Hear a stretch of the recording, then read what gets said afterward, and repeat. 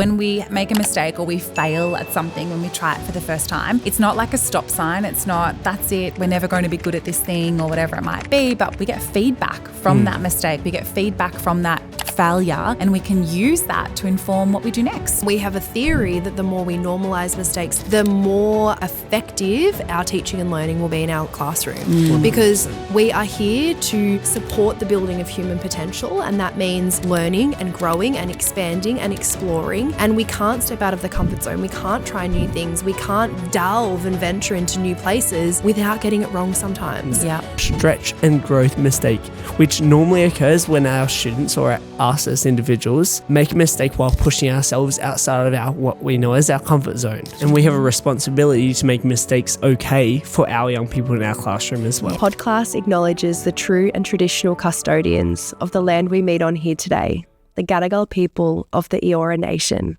We pay our respect to elders past and present and are grateful to be on this country. So no one told you teaching was gonna be this way. Your lesson plans are jokes, your patience broke, you're feeling in disarray. It's like you're always stuck in report writing, when it hasn't been your day, your week, your month, or even your school year. But I'll be here for you. When the students start to riot, I'll be here for you. even if your coffee has gone cold, I'll be here for you, 'cause you're there for them too. Hello friends, and welcome back to Podclass. This is the one about making mistakes. My name is Wil. I'm the CEO of Youth Leadership Academy Australia, and I'm joined by my friends Skye and Amanda, the co-founders of Youth Engagement Project. Hello. Hello, hello. Hello. Hello. How are you? We're doing great, actually. How are you? Such a random way to start an episode, but hey, this is the one about making mistakes. How are you? Yeah, good. Yeah, good. How are you, Wil So we're just Massara? having a coffee. Anyways, making mistakes so normal. Oh my gosh. Essential. We do not learn without mistakes. I seriously, because I don't believe in regrets, but I believe in like if we make a mistake, if we learn something from it, it's the best thing that can ever happen. 100%. And it's that age-old concept, right, of like when we make a mistake or we fail at something when we try it for the first time, it's not like a stop sign. It's not, that's it, we're never going to be good at this thing or whatever it might be, but we get feedback from that mistake. We get feedback from that failure, and we can use that to inform what we do next. And we have a responsibility to make mistakes okay for our young people in our classroom as well. Yeah. We absolutely do. And we have a responsibility to frame mistakes as opportunities. Yes. And to absolutely normalise mistakes in learning. And I think that's something we'll be diving into today as we share with you a classification system for mistakes that we have been implementing and sharing with other educators to implement in learning spaces. And what we've found is that through doing this, not only does it nurture and encourage mistake making, but it also helps young people self-identify with why different mistakes happen at different times, what their purpose might be, and through that learning journey, reduce that, I guess, anxiety around getting it wrong. Yeah, and because we do have to say this, not all mistakes are created equal. Okay. All right. So when we just throw mistakes around and we don't classify them, and we actually look at the different types of mistakes that we can make, and this doesn't just apply in the classroom. I feel like this just applies to life. Generally. Yeah, I was about to jump in like that. We This isn't only young people. But we can become so critical of ourselves because unfortunately, like, I mean, in Australia with things like tall poppy syndrome and like wanting to be high achievers and kind of reaching for stuff, there is a real sense of perfectionism. And we know that this is, our young people are feeling that. We know that because the academic pressure they've identified as being one of the biggest things that are contributing to like mental ill health. So we know that making mistakes, there can be a real fear associated with that because they want to get it right. So when we relax our language and our approach around mistakes and we promote and celebrate mistake making for learning, that is where that shift is going to start to happen. And we'll have young people who are more creative, are willing to take more risks because they understand the mistakes they're making, the types of mistakes they're making, and then what do they do from there? And more coachable too. Yes, so much so. If I know that as a young person, myself as a young person, when I was a teenager, if I had more encouragement when I made mistakes instead of criticism, the way that I see myself now as an adult would be drastically different. Mm-hmm. And we're trying to unlearn all of this stuff now as adults because of that conditioning in our childhood and in schooling around failing and making mistakes. Whereas we have a real opportunity as educators to like intervene now. Yeah. So hopefully there's this generation coming through and they do just go for it because they know that they'll learn from it. Mm-hmm. Yeah. And we have a theory that the more we normalize mistakes, the more we encourage mistakes, the more effective our teaching and learning will be in our classroom. 100%. Because we are here to be, to support the building of human potential, and that means learning and growing and expanding and exploring. And we can't step out of the comfort zone. We can't try new things. We can't delve and venture into new places without getting it wrong sometimes. Yeah. And so 100%. how do we, this is kind of like the meeting ground of, yes, here's a strategy, but also how do we nurture young people to make mistakes and encourage that in a way that is so supportive, so that we can promote that growth. Well, have we got the classification system for you? Yeah. There are 3 different types of mistakes. Apparently it's a cowboy Yeah. classification system. I'm here for it. We are going to, strap on those cowboy boots and get into it. So we Let's are going to go. have a look at 3 different types of mistakes that we can make. And the very first type of mistake that we can make is what we would call a silly mistake or a careless mistake. And we traditionally we do present a lot of teacher PD, and this is one component of something that we look at. And I know that we had feedback from an educator. We used to just call it a careless mistake, and they were in a primary school setting and said it felt a little bit harsh to use careless, that language. And so they swapped it in for silly, and I was like, I was so glad to have that feedback passed on, and we've now renamed it to being a silly mistake. It just feels much lighter Friendlier. and, it's so much more friendlier and digestible.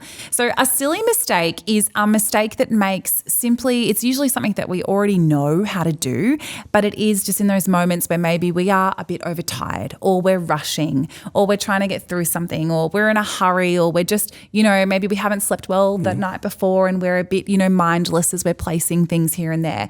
The silly mistakes are things like, Or maybe it's I'm sorry, Amanda, I have to throw you under the bus a little here. Oh, is this You're what about to happened throw like me under the yesterday? bus.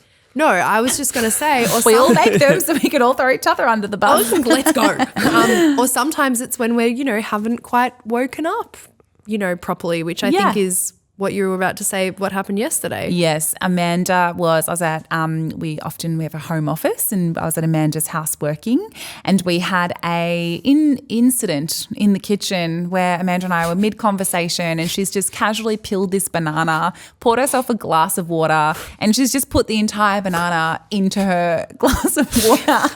Okay, context. I had the smoothie cup. I had the smoothie cup next to my glass of water with the almond milk and protein powder ready to go, and then I dropped the banana in my glass of water, not the smoothie cup.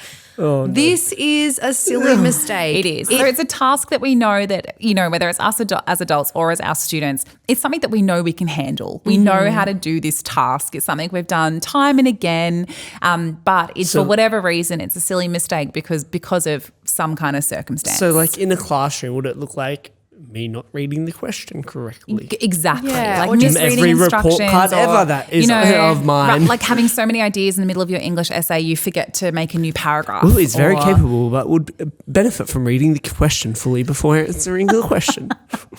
So just and it bringing might some just stuff be up for you, little, Bill. like, Get a little bit excited. or if we're running through our maths equations and subtizing answers, it's like 2 + 2 = 5. Like that's a silly mistake. We know 2 + 2 = 4, but maybe because we were rushing, or plus maybe 10 because we were equals tired, 21. or maybe because we didn't read the question properly. A silly mistake it doesn't say anything about our cognitive capacity Correct, of the yeah. task. Yeah. And so that's why we label it a silly mistake. And a silly mistake, it just sends us the message, if we've made a silly mistake, to just be a little careful, maybe to read over our work, or maybe to reread the question. And if it's a one-off, have compassion for yourself. And we teach our Totally. students that if they're not a student that makes silly mistakes all the time in their work and it's a one-off, we're not going to, be really critical in that feedback. We'll go, oh, this was a silly mistake. And what do you think was the silly mistake here? And we actually encourage, that's the autonomy piece. It's giving students a chance to be engaged in their learning, to help find what the silly mistake is or to label it as that themselves, because we're human. Of course, we're going to make these silly mistakes. If it happens all the time, then that's a real opportunity to go, hey, I've noticed that this is a common silly mistake. This is something we know that you know how to do. So what do you think that we can do together to help make that a little easier for you? Oh, I know that, I need to make sure I eat breakfast, or I need to make sure I go to my locker before coming to class to grab my pencil case, or whatever I need to make it is. sure I put the banana in the smoothie cup when I'm having my breakfast. That is or I need to silly make sure if I'm mistakes. Skye, I need to actually remove my glasses before I get in the shower. Oh, the Or- amount of times I have done that. I get in the shower and I'm like, oh no, my glasses are still on. Yeah. So the first type of mistake is a silly or a careless mistake. The second type of mistake in our classification system is what we call an aha mistake. Because it makes you go, Aha! Oh, that was great. Good timing. An aha mistake happens when a student or any one of us makes an error, but it's in the process of realizing it, they gain a deeper understanding of the concept we're learning. So an aha mistake typically happens when we're kind of quite comfortable with the content and maybe we have kind of a perception or an idea that we know how to go about it. And then in the process of completing that task or, taking that action, something happens and we realize, aha, there's something more here I actually need to know. Or there's something more here. you did it. See, that's why it's called that. Or there's something more here I actually need to uncover. And yes, this happens in our classroom, but it happens all through life because we're always learning and trying new things. And so even as educators, when we're implementing new strategies or new resources in our classroom, we think we've got a handle on it. We think it works a certain way. And then we learn, And they're great mistakes to make because they provide that insight, that clarification. And suddenly it's like, oh, I won't do that again because I know now I've had that learning. Yeah. Yeah, absolutely. So examples of this in the classroom might look things like, I really know how to write a persuasive speech. And I go gung-ho and I smash this speech out. And then when I'm reading it back, I realize that maybe my arguments actually make no sense at all. And I might go, oh, hang on a second, this doesn't actually quite come together or whatever it might be. And then I can go back and revisit that. In life, it can be, I don't know, you put in baking soda instead of baking powder when you're making a recipe or simple things like that. And and we learn and we don't do that again. Well, you were saying an aha mistake from your teaching, even your teaching journey. Oh, so much. So I had sometimes when we talk to parents, there's a real tendency to really, you want parents to be on the same page as you to bring them on board, but you also want to be seen as being professional and knowing how to do your job and letting them know that you know their student, their young person. And I remember having a meeting with a parent who had a student who needed some additional support with some of their learning, and we were having a meeting about how we would go about getting that support happening. And I found myself using like all of these like teaching acronyms and big words and ways we would describe, the cognitive development and on their IEP and like all this stuff. And I just saw these parents, their faces were just like, what is going on? My face right now. Yeah, but I had an aha moment in that conversation as I was having it going, oh, hang on a second, we need to get on the same page. And if I use language or terminology or things that these, parents don't have any understanding of. And it's not that they wouldn't understand it if I had the time to explain it, but I can do this in language that makes complete sense to everyone instead of trying to sound or be more professional or whatever it might be. And just by simplifying it allowed us to come back onto the same page. And by the end of that meeting, we were all aligned.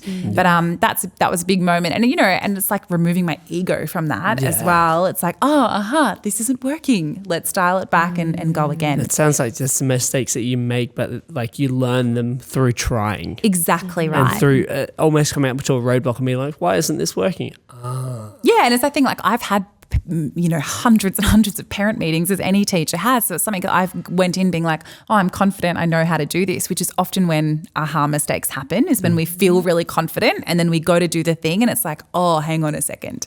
Yeah. So it's exactly that. So our second type of mistake is an aha mistake. what is our last type of mistake? Our third mistake and our final mistake is our stretch and growth mistake, which normally occurs when our students or us as individuals make a mistake while pushing ourselves outside of what we know as our comfort zone. So this is like new concept territory, right? Like we've just learned something new and maybe we're going to try something for the first time. Yeah, exactly. Like, you remember your first dates? You learn a lot. We went there. And How much did you learn? so much. And in a classroom environment, if we're teaching a new equation, or we're teaching a new structure, or we're learning about a new subject or a topic, stretch mistakes are expected. They are absolutely to be expected. And in fact, we are encouraging stretch mistakes because that means our young people are diving into that new learning. Yeah. They're willing to embrace it, get it wrong, learn from it, and it's a stretch. That stretch is that reach just outside our comfort zone. I will say when they are prepared and they understand the importance of mistakes, right? Yeah. Because we can say, oh yeah, they'll embrace it and they'll jump in. But if we don't have that culture yet in our classroom, that mistakes are like expected, they're celebrated, we want to be making mistakes to learn, then there can still be hesitancy to actually push ourselves to try something new. And we're also going to get on borderline of optimal challenge of it. If it's too hard, they're not going to Exactly right. So it's like finding where we're meeting their psychological needs in that moment too. But I think that it's if we can classify these mistakes with our students and we can teach and have a culture of silly mistakes, aha mistakes, stretch mistakes, and this becomes common language that we all share, then it means that when we are doing something new, we can say, hey team, we're going to try something new. We've just learned, I don't know, maybe it's just new algebra equation or whatever it might be. And for the next 30 minutes as we try this, there are going to be so many stretch mistakes in this classroom. And that's amazing because that means we're all growing, we're all pushing ourselves to do something new. And then that becomes that culture and young people aren't fearful of stepping into making those mistakes. And it could even be, similarly at the beginning of a lesson or a unit, and then at the end of the lesson, it can be the reminder of we've been learning, we've been going deep for 5 weeks on this topic.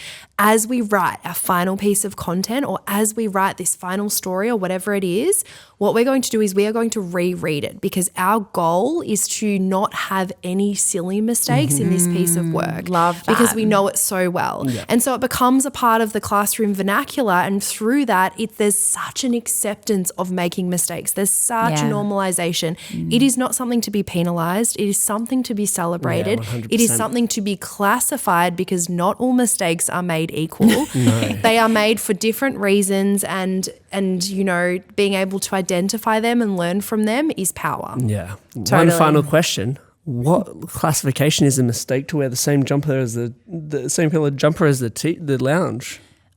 I don't know, Will, if I was a teacher and you were my student, I would say, what kind of mistake do you think that you've made? Is this a silly mistake, an aha mistake? Who said it was a mistake? Oh. Yeah, that's what I was about to say. I was like, you do you. Thank you so much, No mistake team. here. Thanks for joining us. Thanks. We'll see you next time. Bye-bye. Bye. I'll be here for you, 'cause you're there for them too. Thanks so much for tuning into Podclass. If you've enjoyed this episode, we would adore it if you could go on to Spotify, Apple Music, wherever you listen to your podcasts, and leave us a review. 5 stars would be lovely. We would love to get this podcast into as many ears as possible so we can help and support as many people as possible who help young people.